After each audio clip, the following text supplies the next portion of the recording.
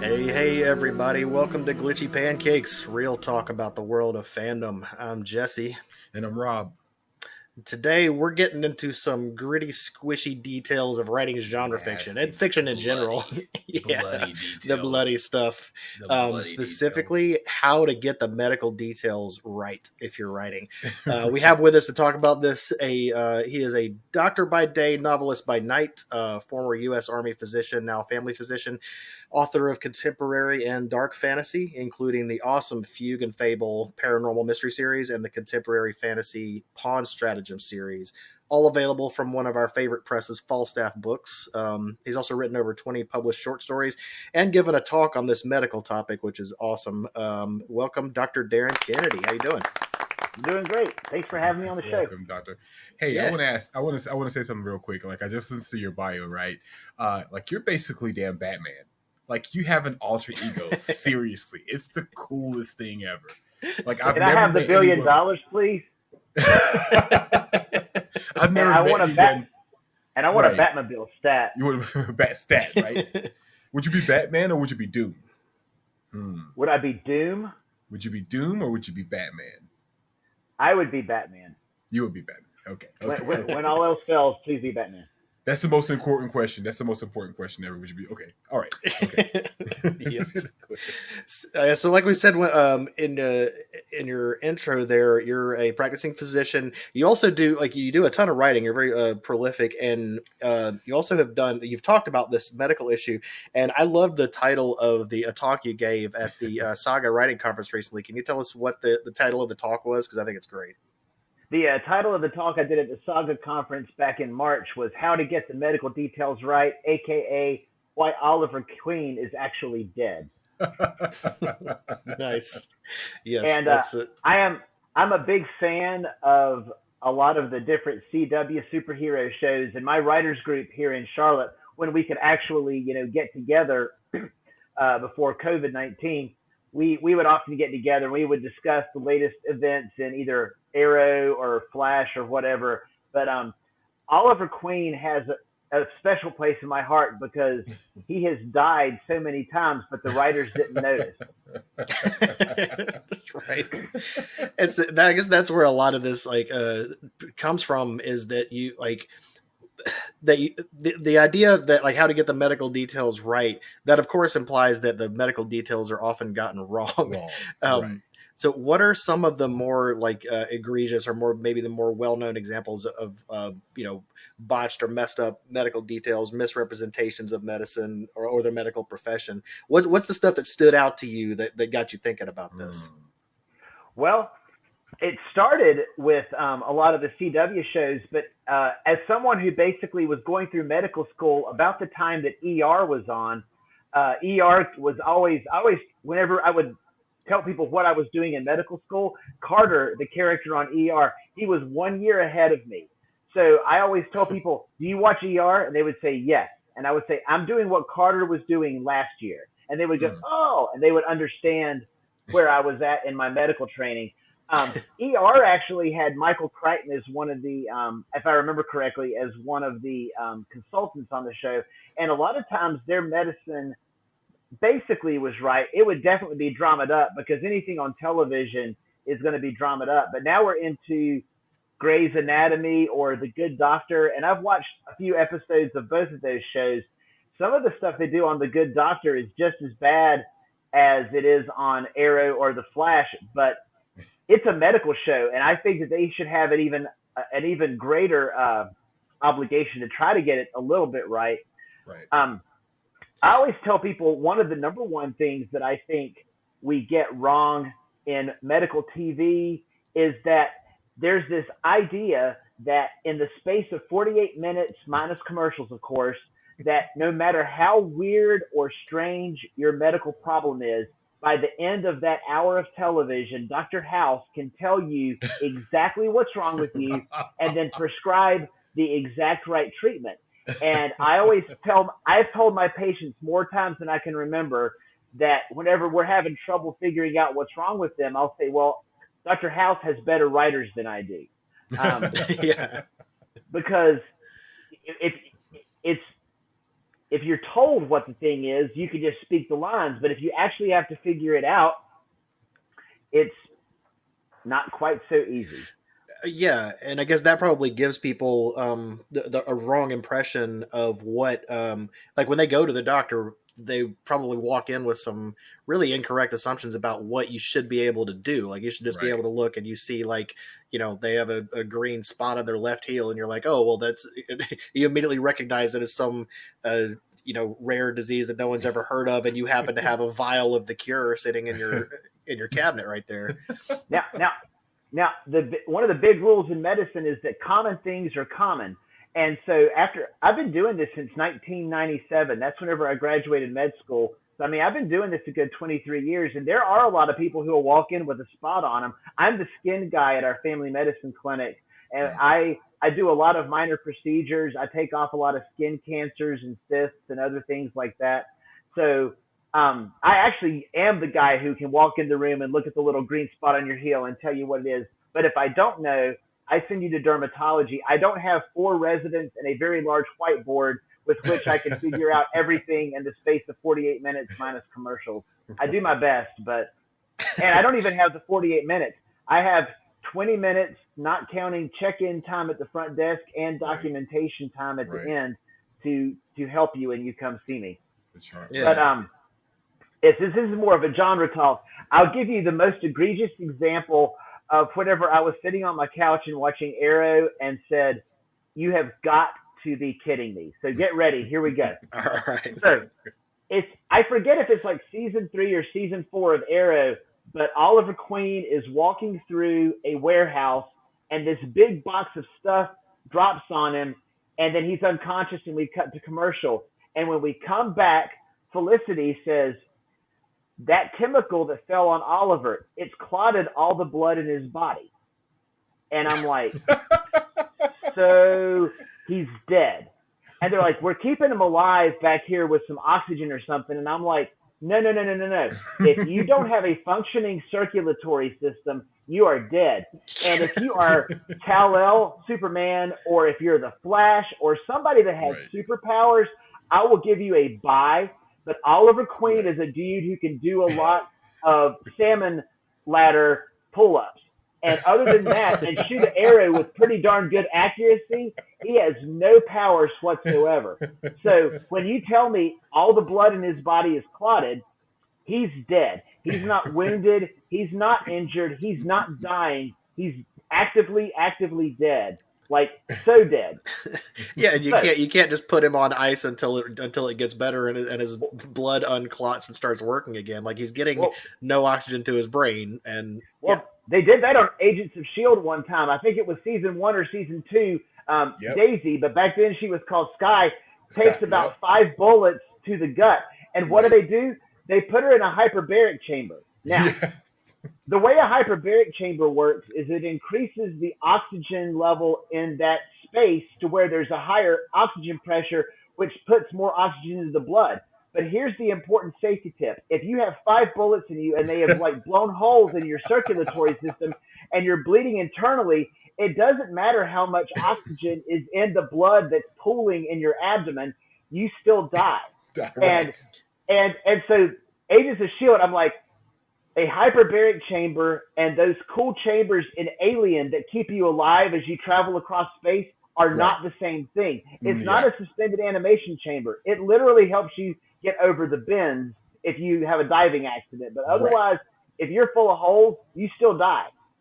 Yeah, you're still bleeding internally. You're still facing, going septic. Like, yeah, if you take all those bullets, that you need to deal with we need to deal with the bullet wounds, right? Like, not deal with the oxygen level. Wouldn't that be the approach? I mean, I'm not a doctor, but that seems like the way you'd want to approach it. So now let's circle back around to Oliver Queen, who is actively dead. Oliver Queen is lying there dead, and they go, "Oh my gosh, what we've got to do is we've got to uncoagulate his blood." So then they go somewhere and they get rat poison, because rat poison is warfarin, and that's what they use to make Coumadin, which is the blood thinner.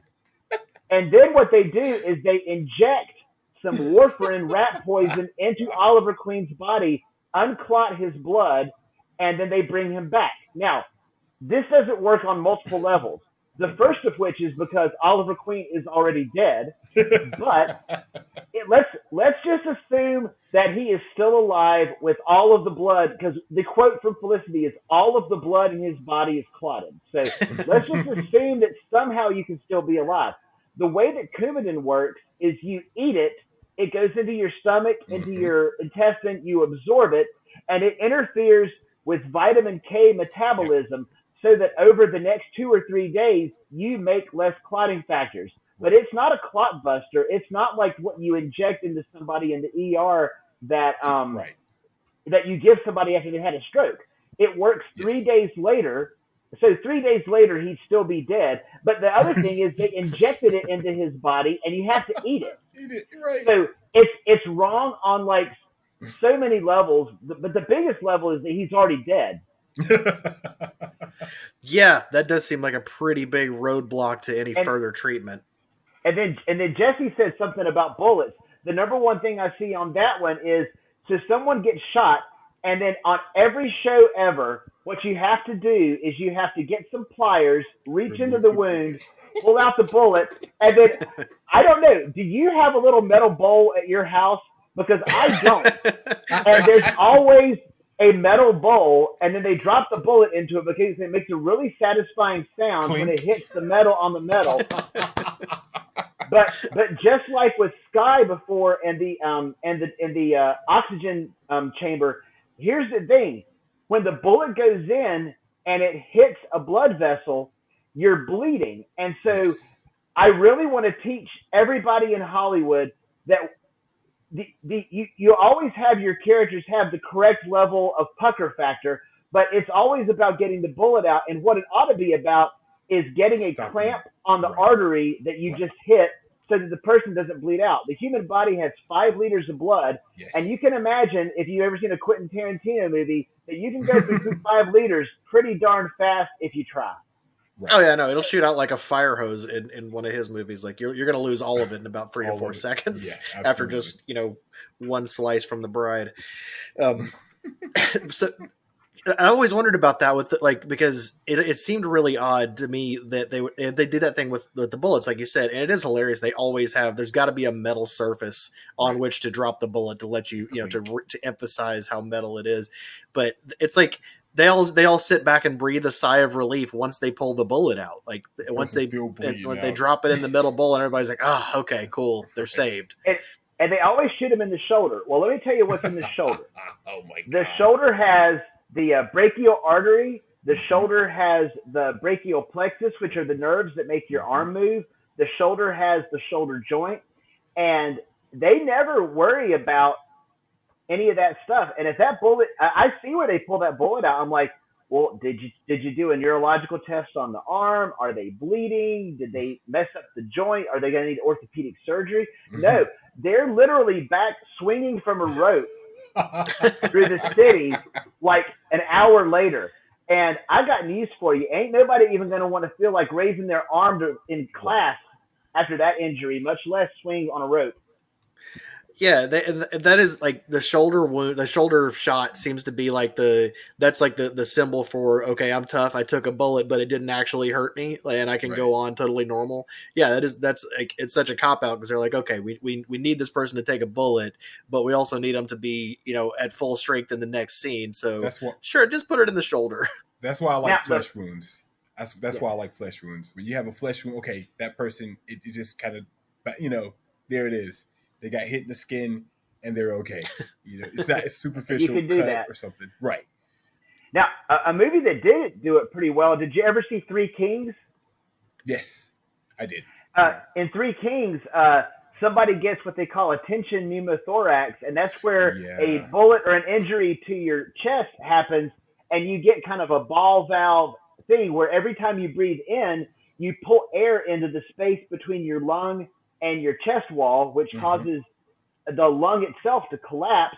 But then every time you breathe out, it stops, so the air doesn't get back out.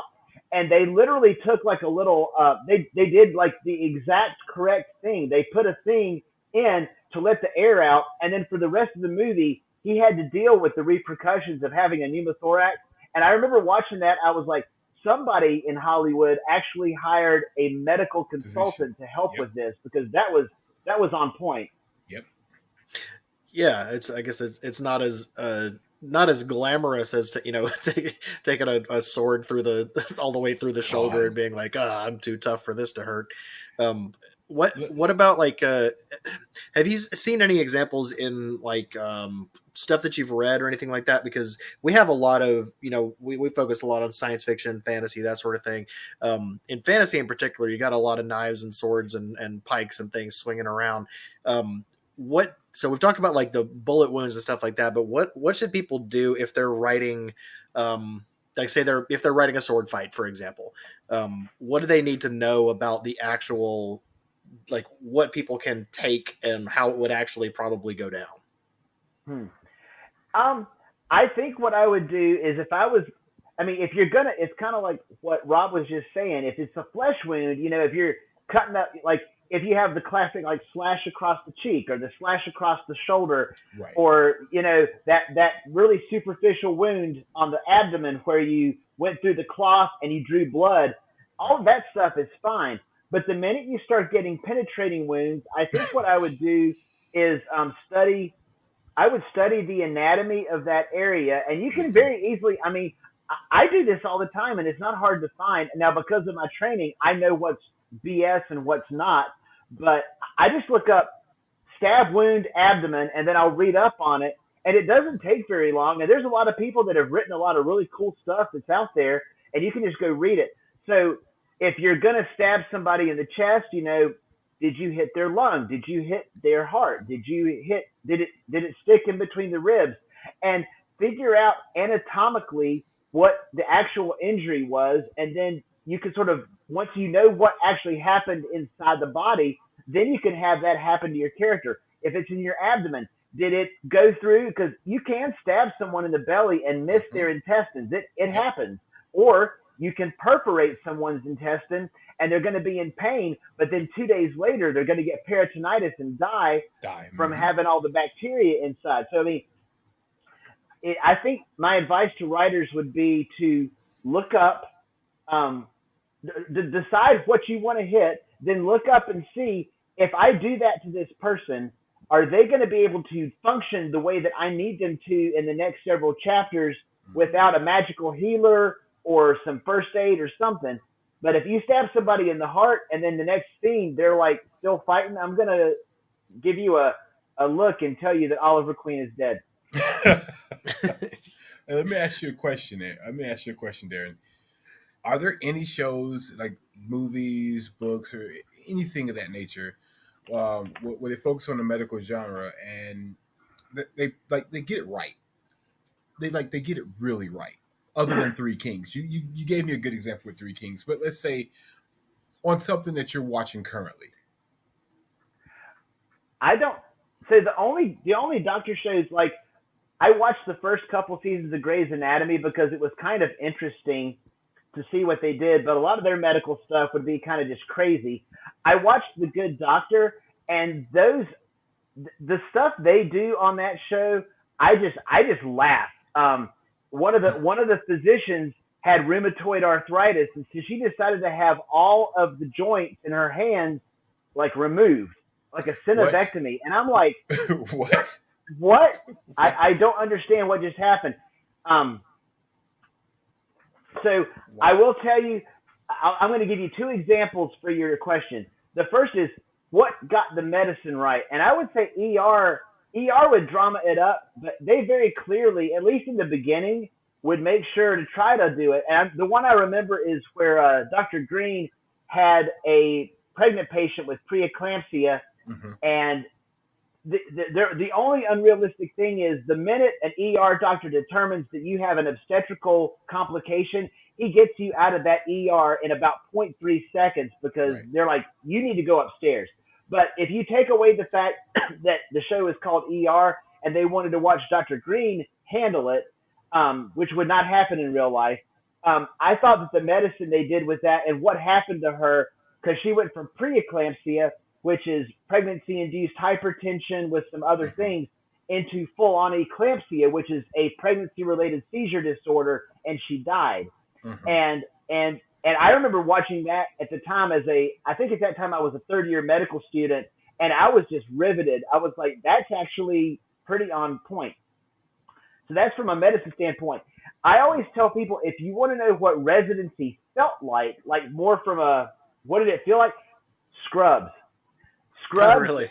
was Scrubs was my life, but funnier. It wasn't as funny as all that, but if you watched what happened with JD and everybody and how they all interacted and what it was like, that is as close as I've seen them get to what residency kind of felt like. Because Right. sometimes you win, sometimes you lose, sometimes it's funny, sometimes it's sad, and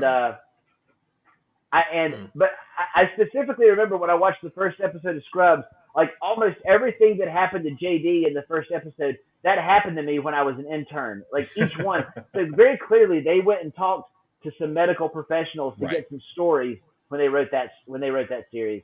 My wife and I are both nurses, and that's the show that we watched. We loved Scrubs.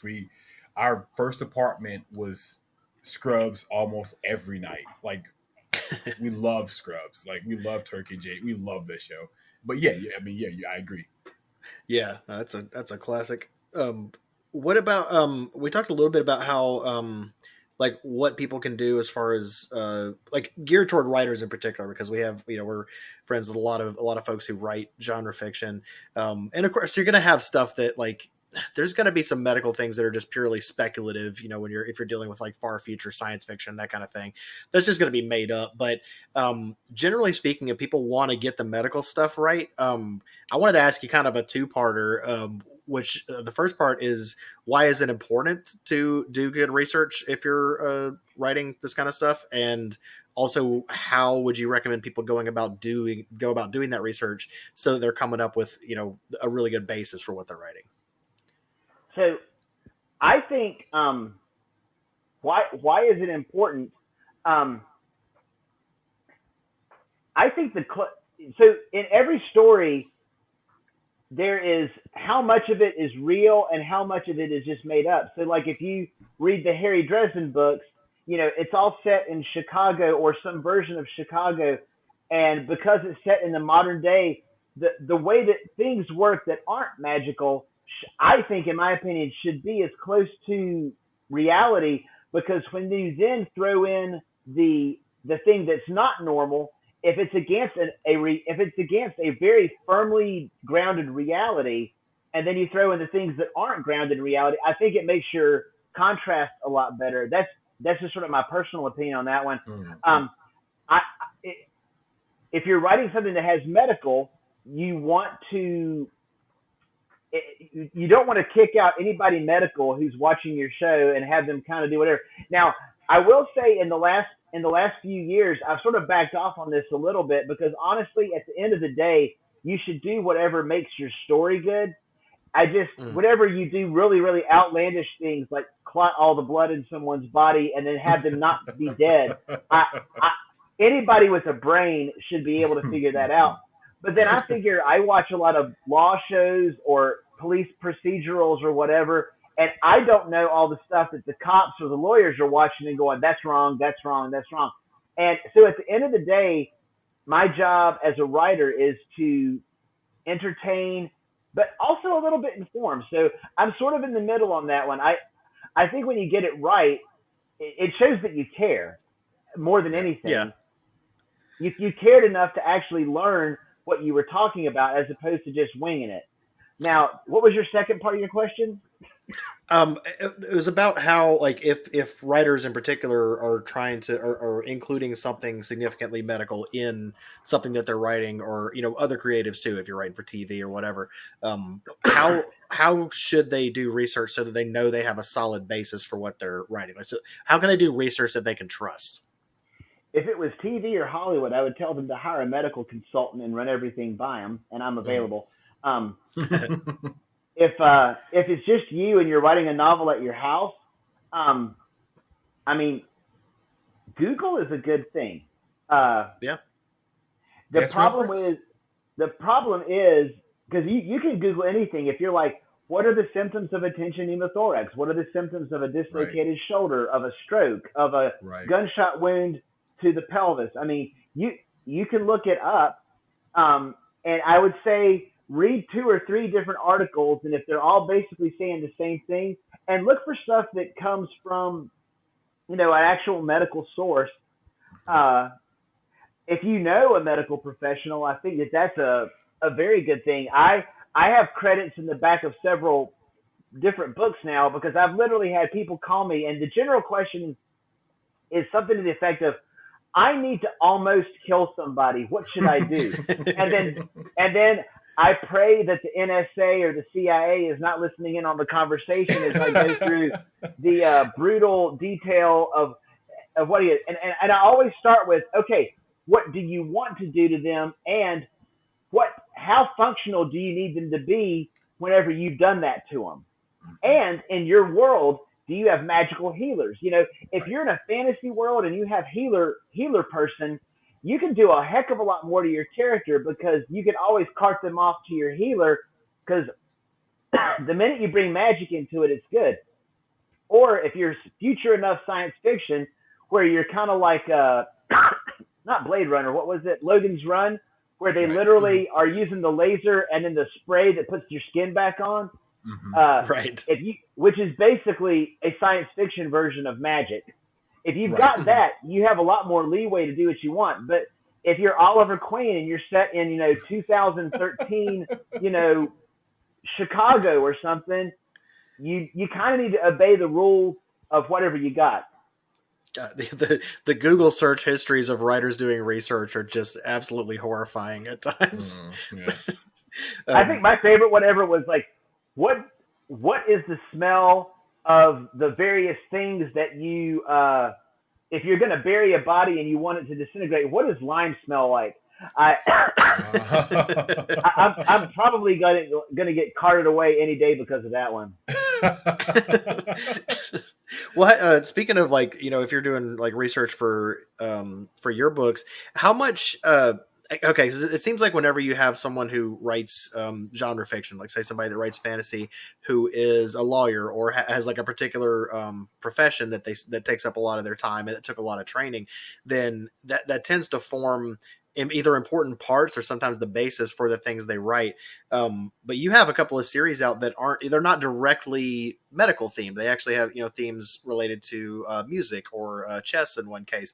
So how much does the your profession and your training seep into your writing? Do you try to kind of keep it separate? Is it just a totally separate pursuit for you, or is it something that always informs what you write? So when I started writing, I was an Army doctor, and people asked me, "Oh, do you write medical thrillers?" I'd be, "No." And then they would be like, "Oh, do you write military thrillers?" I was like, "No," because I live that all day, every day.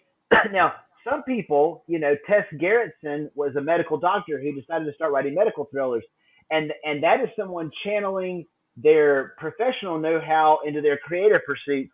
For me, my stuff is a little more contemporary fantasy or paranormal thriller with some fantasy elements.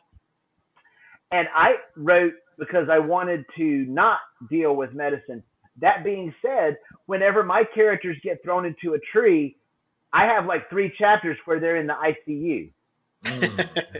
Now I did in my chess series. One of my characters that they find not long after one of the other characters gets pretty significantly injured, he does end up being the healer of the group. It's the chess game. He's the bishop. He can heal, and the minute you have a healer, that you're, like I said, you can open up a lot more stuff because there's a rule, IFM. It's something magic, and I'll let you decide what the F is. But but yeah, it's magic, and then you can do whatever you want. In the other series, though, the only paranormal element in the Fugue and Fable series is the fact that Mira is actually a real life psychic who can walk your mind.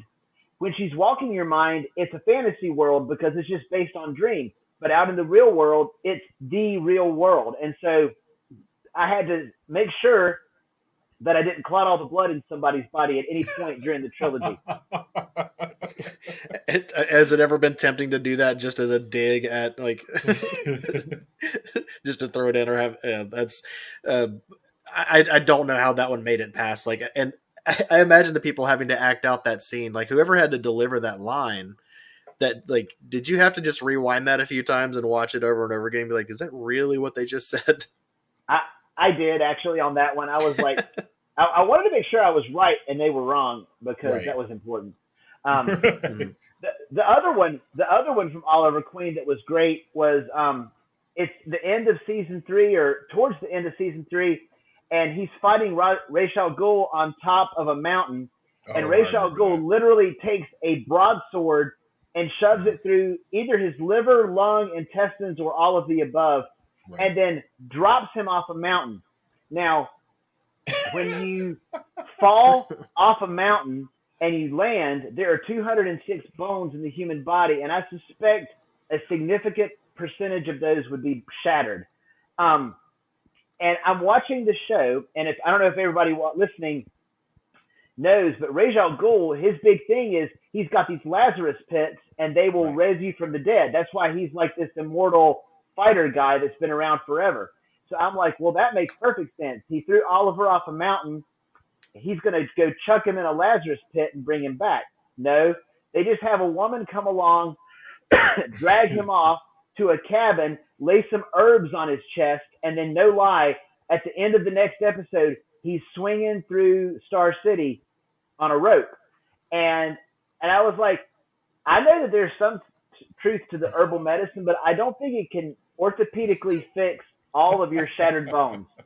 Nor can it stop the fact that when a broadsword was like completely stabbed through your entire abdomen, that you probably bled out in about 3 minutes and then you're dead. Right. So that was a different time that Oliver Queen died, that the writers conveniently forgot. So he's repeatedly dead. Like he's Monty Python parrot level dead at this point. Yeah. Or should be, at least. I mean, he's got to be a metahuman at this point. He's got to be a metahuman. He's got to be. He's got to be. I don't know. Have you guys ever have you watched the John Wick movies? I haven't yet, but I want to. I've seen enough of them to know what you're talking about. He takes a lot of punishment. Yeah, you knew exactly where I was going with that. That's I'm gonna want to get your take on that after you've watched them, if you get around to it, because and it's definitely like it's over the top action and it's pretty self aware, but yeah, but you just gotta wonder.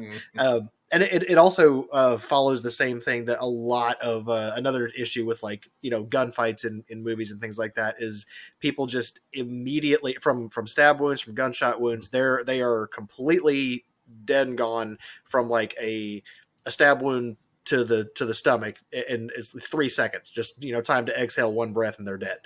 I guess, I mean, they got to do that on TV shows for time, I suppose. Right. But it takes me out of it a little bit, honestly. Like, I don't know. It's not that I want them to make it more drawn out and gruesome. Like maybe it's a standards and practices thing, but that's absolutely not the way it goes down with those kind of wounds, from what I understand. Right. I mean, it's not just an instant, okay, something has pierced your inside, so you're immediately gone. Well, to your point, this is exactly what throws people out. And exactly what you just said is, if you're a main character, you can get hit 4,000 times and you're still going. If you're not a main character and someone flicks your flicks your earlobe, you fall over dead. And you're like, it's kind of like the stormtroopers. I'm like, if these are like crack shots, how come everybody hasn't been like completely blown up? Right. Yeah. Or the disposable red shirts in Star Trek. Yeah. he got a red shirt on. That dude dead. He gonna die of some alien fruit or something. Correct. Do you ever see it where like sort of the flip side of, instead of people surviving something that they shouldn't, are there any like tropes or anything like that come up a lot where because I've heard it said, you can speak to this better than I can, obviously, as a physician, but that the human body really wants to keep going. Right. And so that it can survive quite a bit of punishment, and but can also be extremely fragile, and sometimes just, you know, a nick in the right place, you know, can do you in. Have you seen any tropes or anything like that where you think that the body would have more capacity to survive than is typically portrayed? I know that's kind of a broad question. I would say, like, when your superhero du jour, literally any one of the superheroes, drops into a room and there's 20 people in there, and they have to fight all 20 of those people. And it's like what you just said.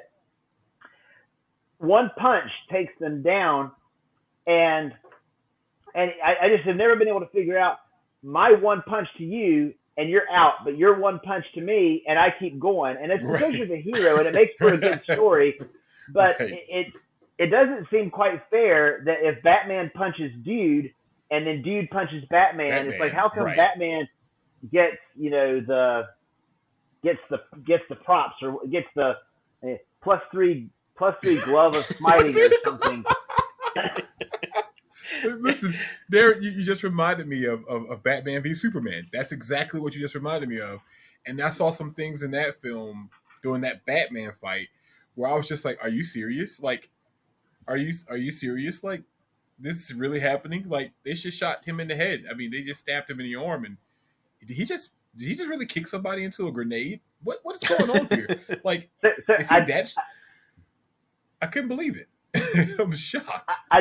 I do have to say that I know that DC wants to have it be okay that Batman is on equal tier with basically gods. But You're right. But anybody who thinks that the Superman-Batman fight ends in any other way than Batman being disintegrated in approximately 2 seconds is fooling themselves. Right. Thank you very much for that clarification. Thank you. Because Superman can fly up to orbit, use his telescopic X-ray vision to identify Bruce Wayne wherever he is, and then nuke him from orbit with heat vision. Literally anytime he wants to. He can wake up at 3 o'clock in the morning with a hankering for pizza and dead Bruce Wayne, and Bruce dies. It just... He can take care of the second one before the first one arrives. Right. And they're like, well, Bruce has kryptonite on him. I'm like, does Bruce have a kryptonite thing that'll launch it into orbit? Because otherwise, Bruce is kind of screwed. Right. I hate the prep time. I hate that, and I'm a Batman fan. I have Batman shit all around me right now. I hate the prep time. I was like, no, just like you said with House, Batman has fantastic writers. That's why Batman wins, because he's got great writers. Yeah, pretty much. Superman's never going to fly down and get into a fist fight with Bruce. If he wants to take Bruce out, he'll take him out. Right. And Bruce won't even see it. Yeah, Go ahead. And don't even get me started on how the Flash is only as fast as what the plot needs him to be in that episode. Thank you so much. I wondered if I was imagining that it really, like, there's no set, like, there aren't any set parameters for that. So I'm not imagining it? So here's the deal. They actually had an episode of The Flash where someone set off a nuclear bomb. So for the entire episode, the entire hour-long episode, Barry drops into what he calls flash time, which means everything that's happening happens in like a second. And I'm like, so let me get this straight. You can have an entire hour episode that happens in 1 second, but when Caitlin turns bad and throws an ice thing at you and then runs down a hall, if the Flash cannot chase after somebody that is basically walking and catch them anytime he wants, the show makes absolutely no sense. No sense. Right. That doesn't add up I'm at like, all. And actually, she's right down the hall, Barry. She's right down the hall. She's right down the hall. Right. It's his emotions. It's his emotions. His emotions are preventing him from using his actual power to go and get Caitlin. Because he's so distraught that his feet don't work no more. That's where we are with that. It's just the feet don't work no more. It's depression. It's depression-based Speed Force is what it is. It's depression-based nerfing of a character, right? And I was talking about the fist fight. That I was actually thinking about that with because that's something we hadn't touched on. We touched on weapons and things like that, and wounds of that type. But that's another thing in movies where people fight. It's amazing how many just direct, full force shots, like punches to the face, people can take and still be alert. Like, I don't know you guys' personal lives and histories, but if you've ever been really full on punched in the face, you're gonna feel it, and you can't take a whole bunch of those. You can't. Right. You can't. Is it you pretty quickly, Darin? Wouldn't you pretty quickly start having some effects that would really just actually prevent you from even being able to continue in that kind of in a brutal fist fight like that? Well, we have in our clinic, we have sports medicine doctors that specialize in post-concussion care. And I mean, we have to tell people, don't look at bright lights, don't look at computer screens. You're going to have a headache for a few days. And these are people that, like, you know, had helmets on and hit heads or fell and hit their head on something. And that's after one hit, or sometimes with football players, a few hits. But, yeah, it's not something where you're just going to shrug it off. I mean, you take a few hits to the head, you're going to have a concussion. I mean, what everybody they don't realize, what everybody sort of pretends not to realize is that every time there's a TKO in a boxing match, a human being has just been given a concussion that will probably influence their health for the rest of their life. Yep. And I'm not sure exactly why in 2020 we're still doing that. That's one of my, but that gets me off of my contact sports are kind of evil spiel, which is a completely different thing. I know there's a lot of sports fans, but I think when we're setting people up to hit their heads on other human beings and leave them with problems later on in life, that we're not really doing a good thing. And I don't care how much money you get paid for it. Right. I'm a UFC fan, and I agree with you fully. I fully agree with you. It is a dangerous thing. I thank goodness I just don't like that. I love soccer as well. I love football as well. But man, you're right. You're absolutely right. It's a very dangerous thing. Yeah, it raises some real ethical issues when the goal is to cause a concussion. Like that's that's your job, is to cause someone a concussion and damage them as much as possible. At least in football, the concussions are kind of a side effect, but in boxing or UFC, I mean, the concussion is the goal. A TKO in boxing is a good thing, not for the guy that just got knocked out. Right, you're right. Yeah. When I said football, I meant soccer. I meant that. American football, I'm not that big of a fan of, but yeah, soccer. And it seems like the research is still coming out, like as far as the long-term effects of contact sports, you know, especially those kinds, like, you know, American football or mixed martial arts, those kinds of things. It seems like there hasn't even really been enough time to have a full picture. They just know it's bad. From what I've seen, you get hit in the head, it's absolutely bad. They do a lot of scans, and I think the incidence of like post-traumatic brain changes are just so significantly higher in those poor people. And I know that they got paid millions and millions of dollars, but if we're going to be mad about coal miners going down and getting black lung, we should also be worried about boxers getting hit in the head with fists. But we don't have to go too far down this rabbit hole. Yeah, just everyone keep your concussions and stab wounds and bullets and everything entirely fictional. Just enjoy them in your fiction, and write them in your fiction if you want, but get the details right to the extent that you can, as Dr. Darin Kennedy has been explaining to us how to do. So thank you for taking time to talk to us about this. It's something that it ends up coming up in conversation a lot, just because we like the gory side of things and in our writing, in our television and things like that. And just people should try to get it right, at least make an effort, or at the very least be willing to, it'll give you something else to laugh at if you recognize that it's wrong. Or consult Dr. Darin Kennedy. You can reach in our show notes here, and he's available to do consults. Yeah, showrunners. I work for $1,000 an hour. You hear that? Nice. You hear that, Hollywood showrunners. You heard it here first. Yeah. If it's Hollywood, come on. I'm in. Hey. Yeah. I'll be $2,000. It's $2,000 an hour, and we get $500 a cut for advertisement. Referral fee. We'll call it a referral fee. Referral fee. Well, Darin, where can people find you online if they want to look up you and your excellent writing, which we personally recommend that people go check out and read immediately? Where can they find you? Will also be in the show notes. I'm at Darin Kennedy. That's Darin Kennedy, like the president.com. That's my website. Me and my webmaster are about to update it, so it doesn't look great right now because we're about to do a bunch of updates to it, and we just can't quite get together. I'm real easy to find. All my books are available on Amazon. So if you just type Darin Kennedy in and go to Amazon, you'll see. Now, there is a Darin R. Kennedy who wrote a sea monster book for kids. That's not me.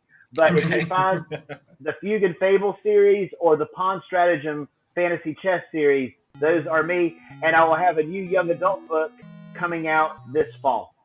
Yeah, that's exciting. And we'll put links to your books in the show notes. We always do that. So anybody listening, if you want to find the stuff easily, there will be easily clickable links in the show notes, and you'll be able to find all the books that we've talked about. Thanks again, Darin. We really appreciate it. It's been fun. We'll have to This is get awesome. you back on. I'd love to do it again sometime. Oh, yeah. I can't wait to have you on again. I got some things to ask you. One about Batman killing people, and the other one is about the mysterious blue liquid we always see. Oh I got my gosh, those questions for you next time. I didn't even get to the blue liquid. We'll talk about that. And if you haven't watched the college humor thing about Batman, quote unquote, doesn't kill, that's one of the funniest things I've ever seen. Yes. Okay. I know exactly what you're talking about. Yes. We'll find a link to that and put that in the show notes too, actually, because that is hilarious. We'll discuss that. We'll discuss that next time, definitely. Yes, Batman and Blue Liquid next time. Thanks, Darin. That's the name of the next. That's the name of the next show. Yep, Batman and Blue Liquid. Okay. Done. Put it on the books. On the books. All right. Thanks, Darin. We will talk to you later. Awesome. Thanks. And everybody who wants to, if you have anything to send us as far as questions, comments, suggestions, anything like that, stuff you want to hear about or whatever, then you can always email us at cakespod@gmail. We're That's online. right. Go ahead. Oh, go ahead. You're good. You're good. Yeah, glitchypancakes.com. You can stream our episodes from there or find us on Apple Podcasts, Spotify, etc., wherever you find your podcasts. Rob, where can people find you? You can find me at EI Blackout on Twitter. That's IAIBLACKOUT. You can catch me at glitchypancakes.com. We have a Glitchy Pancakes Facebook page. You can catch us there too, and subscribe to us. We have Glitchy Pancakes YouTube. You can subscribe and add us there too. We usually put the YouTube version of the episodes out the same day on Wednesdays that we put our original versions out. So you can always catch us there as well. And more than happy to ask questions. Like Jesse said, cakespot@gmail.com. Thanks everyone for actually joining us. We really appreciate it. We hope you're full. Yeah. And we can also follow us on Twitter, at Glitchy Pancakes. Find me at Jesse_A_Adams. And that's it for us this time, folks. We appreciate you listening, and we will catch you next time. Yes, thank you very much. Bye, guys. Bye, everybody.